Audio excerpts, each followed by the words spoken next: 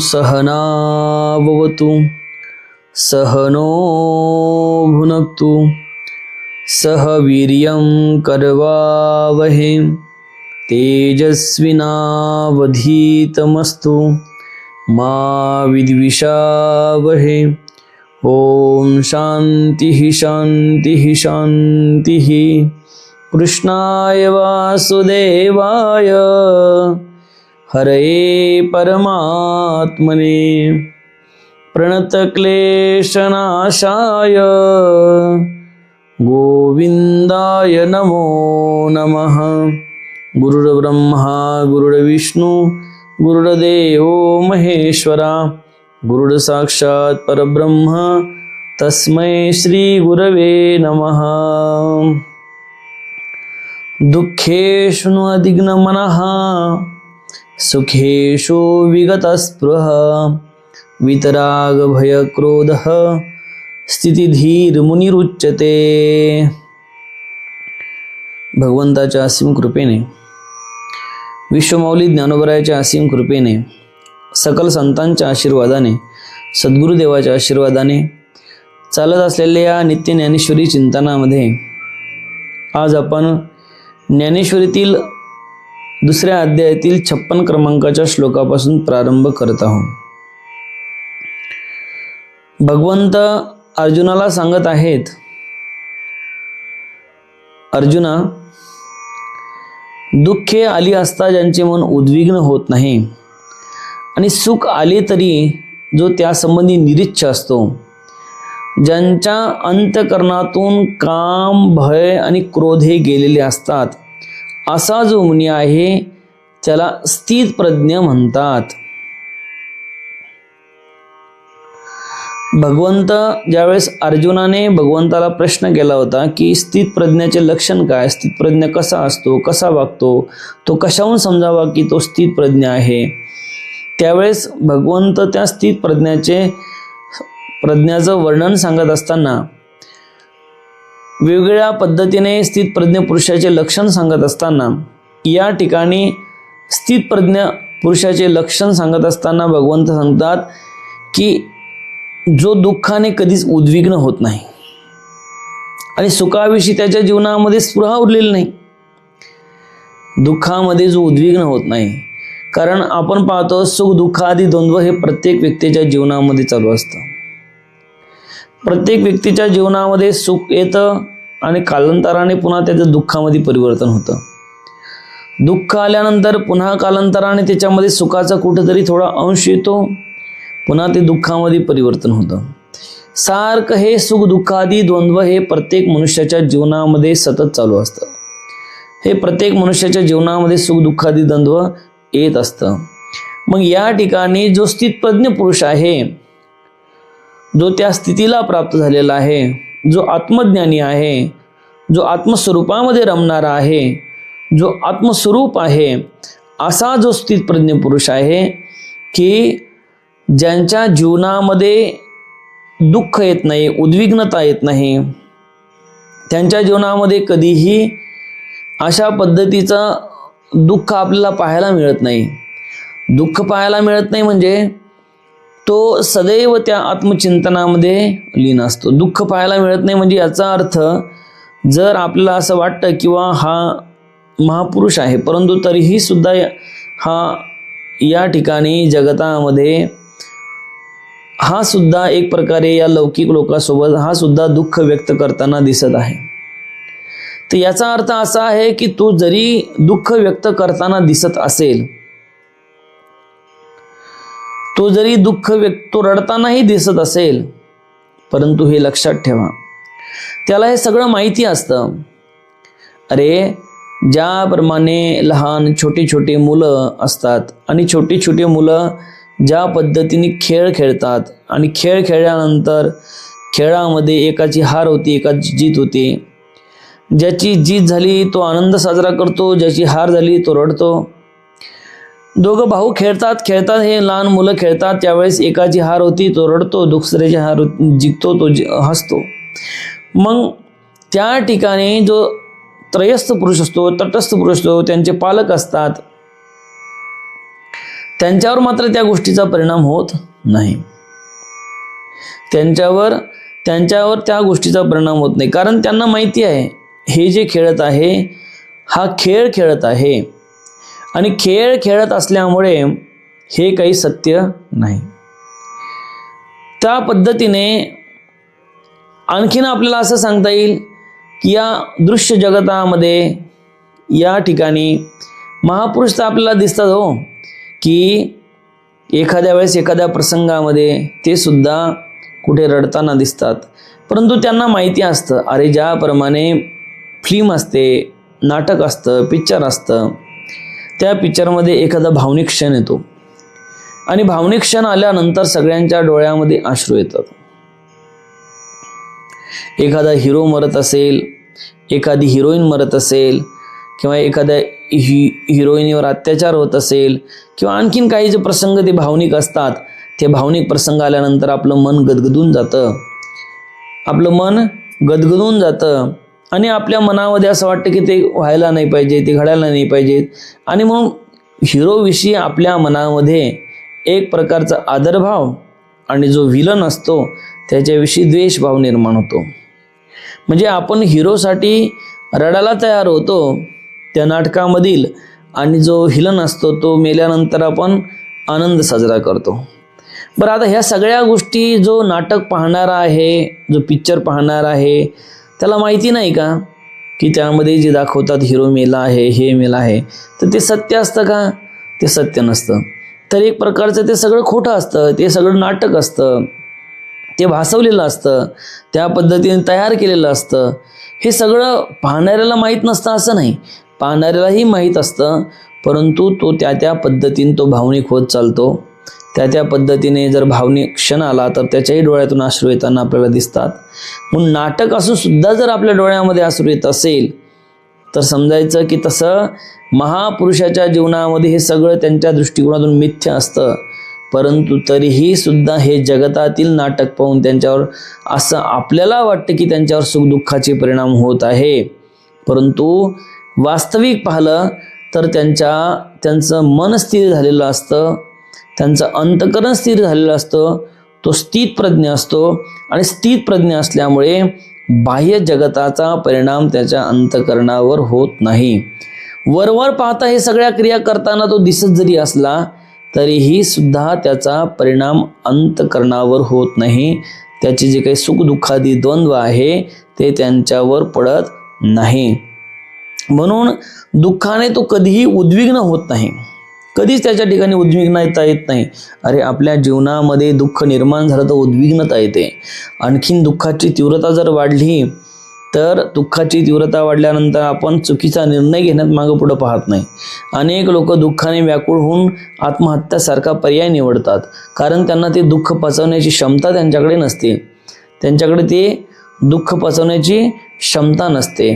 ते दुःखामध्ये उद्विग्न होऊन जातात आणि त्यांना असं वाटतं की हे जीवन जगून करायचं काय, आता आपल्याला राहायचंच नाही, अशा स्टेपपर्यंत, अशा अवस्थेपर्यंत ते जातात.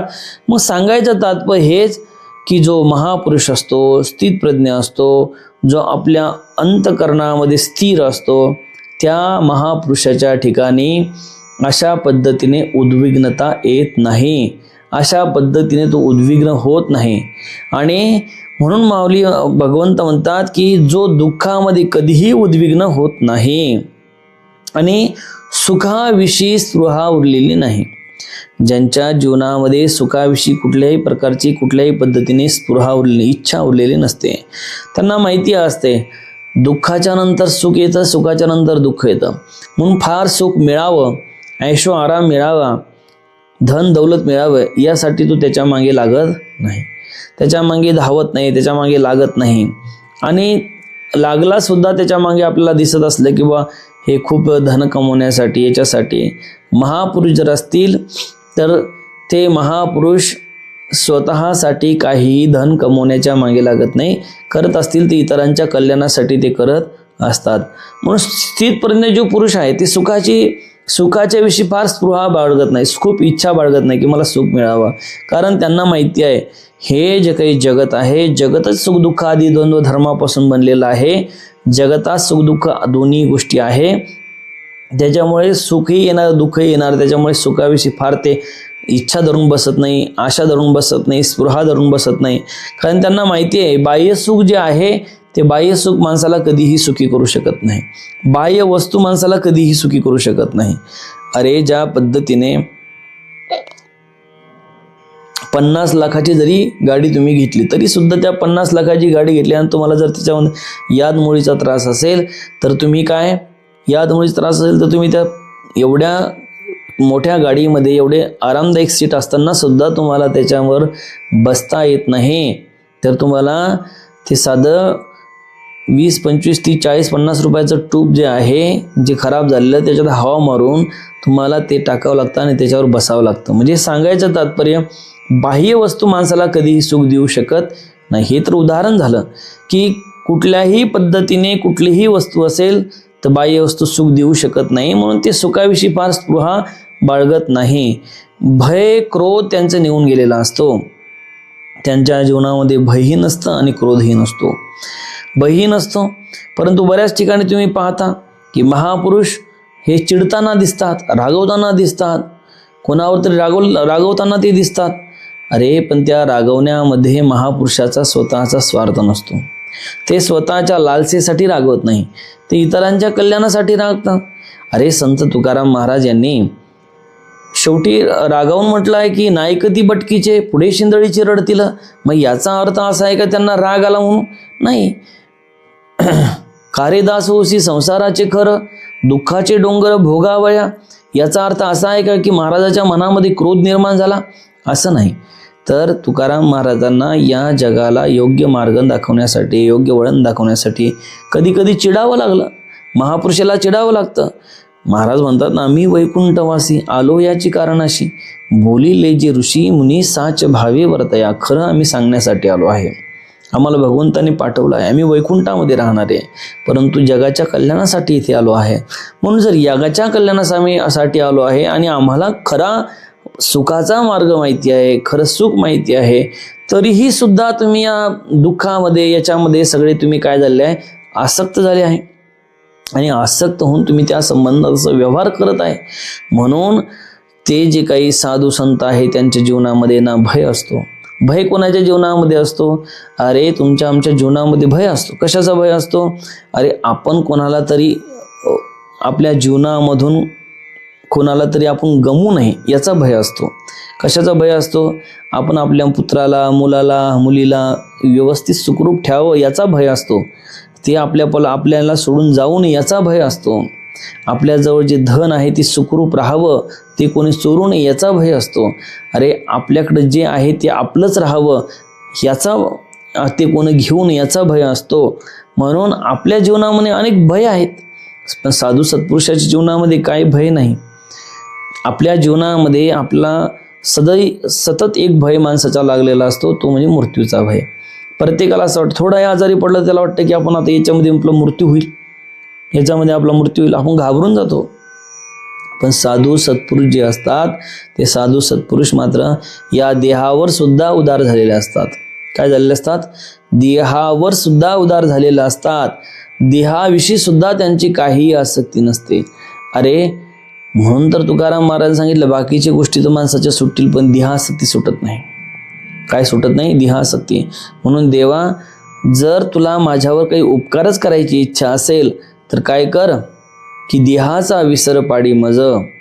देवा आता ऐसा करी उपकार, देहाचा विसर पाडी मज. देवा माझ्यावर तू असा उपकार कर की या देहाचा विसर पडला पाहिजे. काय पडला पाहिजे? देहाचा विसर पडला पाहिजे.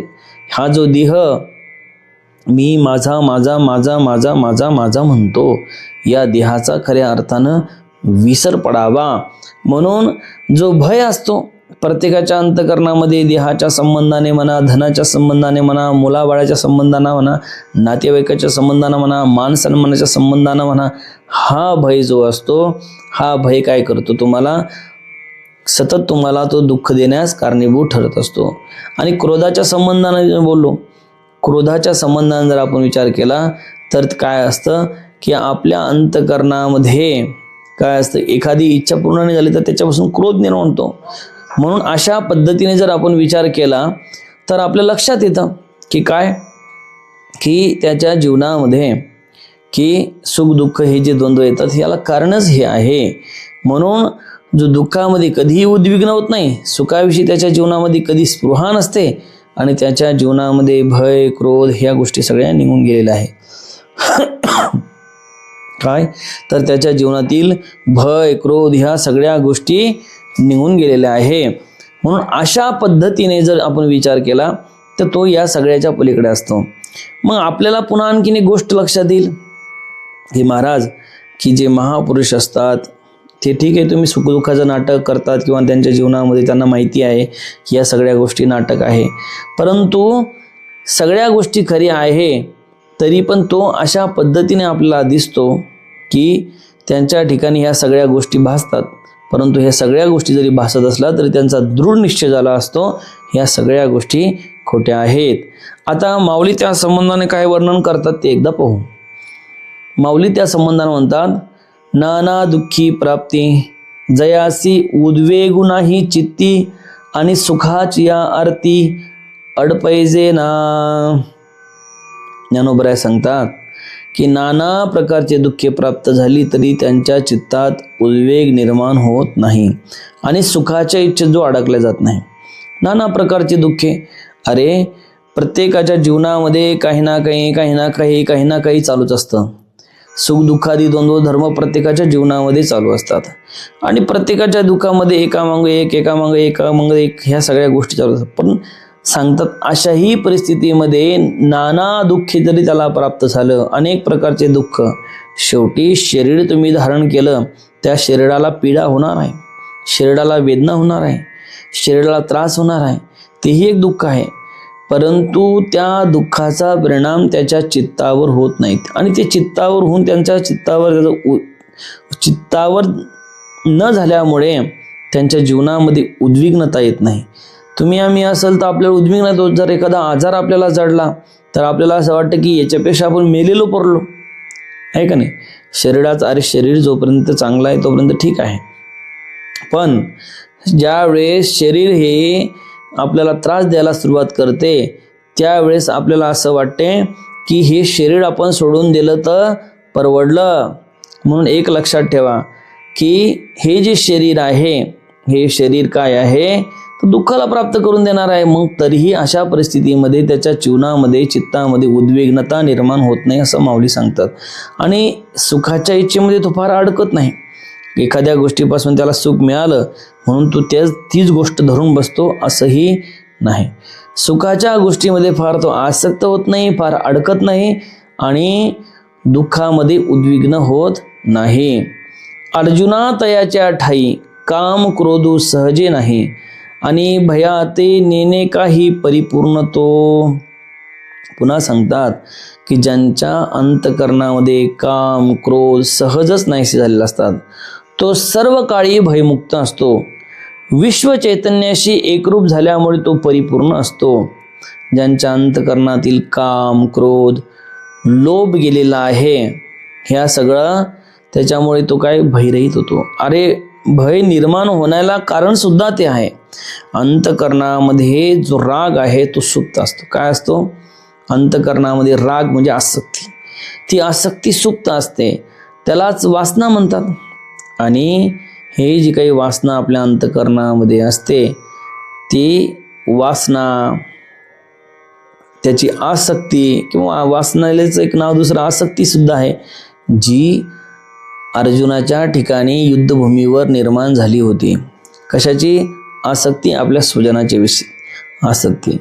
आणि स्वजनाच्या विषयी आसक्ती निर्माण झाल्यामुळे हे स्वजन मेल्यानंतर, या स्वजनाचा वध केल्यानंतर काय होईल या भीतीने अर्जुन घाबरून गेला होता. भय निर्माण झालं होतं अंतकरणामध्ये अर्जुनाच्या. आणि एवढं मोठं भय निर्माण झालं होतं की त्या भयाने तो व्याकुळ होऊन तो अश्रू ढाळत होता. म्हणजे सांगा तुम्ही की जी आपल्या अंतकरणामध्ये सुप्त आसक्ती आहे, वासना आहे, ती वासना जी आहे ती माणसाला भयाकडे घेऊन जाणारी आहे. ती वासना माणसाला भयाकडे घेऊन जाणारी. आणि ही जी वासना आहे ही कोणाच्या संबंधानं? जे प्रिय व्यक्ती आहे त्या संबंधानं माणसाच्या ठिकाणी निर्माण होत असते. आणि ती जी वासना आहे ती प्रियजनाच्या संबंधाने निर्माण होऊन त्या प्रियजनाला आपण कधीही गमवू नये अशा पद्धतीची अंतःकरणामध्ये इच्छा असते. आणि जर आपण आपल्या प्रियजनाला गमवलं तर आपलं काय होईल अशा पद्धतीची भीती आणि भय निर्माण होत असतो. म्हणून हे आता समजा, जर तुम्ही विचार करा की जर तुमच्या परिवारातील एखादा व्यक्ती आहे आणि त्या परिवारातील एखाद्या व्यक्तीला साधं काही लागलं सुद्धा तरी तुम्ही भयभीत होऊन जाता, घाबरून जाता. पण तोच एखादा दुसरा व्यक्ती आहे, रोडवर चालले तुम्ही, ॲक्सिडेंट झालेला आहे, तुम्ही गाडीसुद्धा थांबवत नाही, तो दुःखाने व्याहुळ झालेला आहे, रक्त त्याचं वाहत आहे, रोडवर पडलेला आहे. तुम्ही विचार करता की बाबा जाऊ द्या, कुठलं चांडमांगी लावून घेता, कुठं त्याला पोलीस स्टेशनच्या भानगडे, तो तडपतो मरतो तरीही सुद्धा तुम्हाला त्याच्याविषयी थोडीही चिंता वाटत नाही, दयामाया काही वाटत नाही. पण तेच तुमच्या परिवारातील एखादा सदस्य असू द्या, तुमच्या परिवारातील एखादा सदस्य साधा त्याचा हात मोडू द्या, तुम्ही किती घाबरून जाता. तुम्ही या दवाखान्यातून त्या दवाखान्यात डॉक्टर साहेब पटकन इलाज करा, व्यवस्थित होईल का बघा. या सगळ्या गोष्टी तुम्ही फार भयभीत होऊन जाता. कशामुळे भयभीत होता? तो त्रयस्थ व्यक्ती ज्यावेळेस पडला होता, तुम्ही त्याच्याकडे पाहून सुद्धा तुमच्या अंतःकरणामध्ये थोडीही दया आली नाही त्याला उचलायचं, दवाखान्यात न्यायची. पण तोच जर तुमचा परिवारातील सदस्य असेल तर तुम्ही त्याच्याविषयी किती घाबरून जाता की हा याच्यातून बाहेर आला पाहिजे, याला पैसा कितीही लागला चालेल, आपण शेत विकू, हे करू, पण हा जगला पाहिजे, हा वाचला पाहिजेत. का तर आपल्या अंतःकरणामध्ये त्या व्यक्तीविषयी आसक्ती आहे, आपल्या अंतःकरणामध्ये त्या व्यक्तीच्या विषयी वासना आहे. आणि त्या व्यक्तीविषयी असणारी आसक्तीच माणसाला काय करते तर भयभीत करते की याला काही होऊ नये, याला काही होऊ नये, याला काही झालं नाही पाहिजेत, याला काही झालं नाही पाहिजेत, याच्यासाठी. म्हणून आसक्ती हे भयाला कारण आहे. म्हणून माऊली काय म्हणतात की ज्यांच्या जीवनामध्ये काम क्रोध गेला आहे तो त्याच्या जीवनामध्ये भय निर्माण होण्याचं काही कारणच नाही. आणि एक लक्षात ठेवा, ही आसक्ती जी आहे प्रियजनाच्या प्रती, हे समोर गेल्यानंतर याचा जर तुम्ही क्रम बघितला, कामात क्रोधो विजायते, क्रोधात भवती सम्मोह, सम्मोहात स्मृती, हे बुद्धिनाशा प्रणश्यती, अशी ही क्रम आहे. अरे बघा की ज्या वेळेस असं म्हणतात की आसक्ती जी आहे ती आसक्ती आणि स्वजनाच्या विषयी प्रियता किंवा मला एखादी प्रियता आणि एखादी आसक्ती, आणखीन या गोष्टीला सुद्धा म्हणता येईल की मला एखादी गोष्ट मिळावी ही जी इच्छा आहे, कामना आहे, तिला कामना म्हणा, इच्छा म्हणावा, ही ज्यावेळेस कामना पूर्ण होत नाही, हे सगळा क्रम आहे. हा सगळा क्रम आहे. आणि ज्यावेळेस ती कामना पूर्ण होत नाही, कामना पूर्ण होण्याची जी शक्यता आहे, अरे ज्यावेळेस कामना पूर्ण होण्याची शक्यता तुम्हाला असं वाटतं की ही कामना पूर्ण होईल, त्यावेळेस तुम्ही त्याच्याविषयी फार आशा धरता. आशा धरता. अरे आशा म्हणजे काय? एखादी जर तुम्हाला चांगल्या पद्धतीने नोकरी मिळावी अशा पद्धतीची तुम्ही काय करता तर इच्छा अंतःकरणामध्ये निर्माण करता. आणि मग तुम्हाला असं वाटतं की आता आपण काय झालं आहे की आपला इंटरव्ह्यू चांगला गेला आहे, आपली प्री चांगली गेली आहे, आता रिझल्ट आपला चांगला येईल. मग तुम्हाला त्याची आशा लागते, मग शक्यता वाढली की तुम्हाला त्याची आशा लागते. आणि मग तुम्ही त्याच्याविषयी फार आशा धरून बसतात. अरे आशा एवढी खतरनाक असते. असं म्हणतात की आशा ते परमम दुःखम, आशा ही दुःखाला प्रसवणारी असते. नाही आशा पूर्ण झाली तर तुम्हाला दुःख होतं, वेदना होता, त्रास होतो. अरे एवढा अभ्यास केला, एवढा इंटरव्ह्यू चांगला दिला तरीही माझं सिलेक्शन झालं नाही. म्हणून काय करतं, तुम्हाला ती आशा दुःखाला प्राप्त करून देते. म्हणून आशेपासून तुम्हाला काय सुखच होईल असं नाही, आशेपासून तुम्हाला कधी दुःखही होऊ शकतं. आणि म्हणून आशा जर पूर्ण झाले नाही तर त्याचा परिणाम म्हणजे दुःख आहे का नाही? अरे आम्ही तर सामान्य माणसं आहे. अरे आपल्या जीवनामध्ये ही गोष्ट सामान्य आहे की आपल्या जीवनामध्ये आपण आसक्ती धरतो, आशा पूर्ण होत नाही, मग दुःख होतं, मग त्याच्याविषयी आपण फार चिंता करत बसतो. पण सीतामाईच्या जीवनातील उदाहरण बघा. अरे एवढं सगळं राज, वैभव, ऐश्वर्य सगळं सोडून सीतामाई अलंकार वगैरे सगळं सोडून त्या अयोध्येमध्ये टाकून आली आणि रामासोबत आली. मला हे सगळं धन, अलंकार, ऐश्वर्य काही नको, मला फक्त पाहिजेत तर राम पाहिजेत. या भावाने ती रामासोबत आली. आणि ज्या वेळेस अरण्यामध्ये रामासोबत फिरू लागली, त्यावेळेस ज्यावेळेस पंचवटीमध्ये असताना असं म्हणतात की ज्यावेळेस रावणाने काय केलं की जे मारीच मामा आहे ते मारीच मामाला सोन्याचं हरिण करून पाठवलं. आता मला सांगा की त्या एवढ्या धन ऐश्वर्य या सगळ्या गोष्टीचा त्याग करून जर सीतामाई आली आहे तर त्या सीतामाईला त्या सोन्याच्या हरणामध्ये किंवा त्याच्यामध्ये आसक्त होण्यास काही कारण होतं का? नाही. परंतु तरीही सुद्धा ती सीतामाईला असं वाटलं की याची आपण काय करावी, चोळी शिवावी का काय असेल ते. परंतु ज्यावेळेस रामाला सांगितलं की मला ते हरिण पाहिजेत आणि राम ज्यावेळेस त्या हरिणाच्या मागं लागले, वास्तविक पाहिलं तर एवढं सगळं धन वैभव सगळं सोडून सीतामाई आली होती, तरी सुद्धा त्या हरणाच्या मध्ये आसक्त झाली, त्या हरणाच्या त्या सोनेरी हरणामध्ये. आणि शेवटी त्याचा परिणाम रावणाला सीतामाईला घेऊन गेला. आणि एवढ्या दिवस काय सीतामाईला सतत दुःख सहन करावं लागलं. पण एका इच्छेनं जर सीतामाई सारख्याला दुःख प्राप्त करून घ्यावं लागतं तर तुम्ही आम्ही कोण आहात?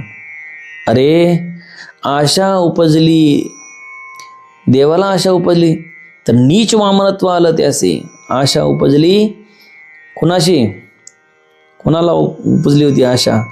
अरे ज्या वेळेस वामन भगवान बलीकडे गेले तर देवाला आशा म्हणजे वामन भगवंताला आशा उपजली आणि आशा नीच वामनत्व आले ते असं म्हणतात की त्या भगवंताला त्या बळीचा द्वारपाल होऊन राहावं लागलं. कशामुळं? आशेमुळं. म्हणून आशा एवढी खतरनाक आहे. मी तुम्हाला तेच सांगत होतो की कामना जी आहे ती कामना जर पूर्ण, आशा जी आहे ती आशा म्हणजे कशामुळे ती एखादी इच्छा पूर्ण होईल अशी ज्या पद्धतीने आपल्या मनामध्ये तीव्रता वाढते त्याला आशा म्हणतात.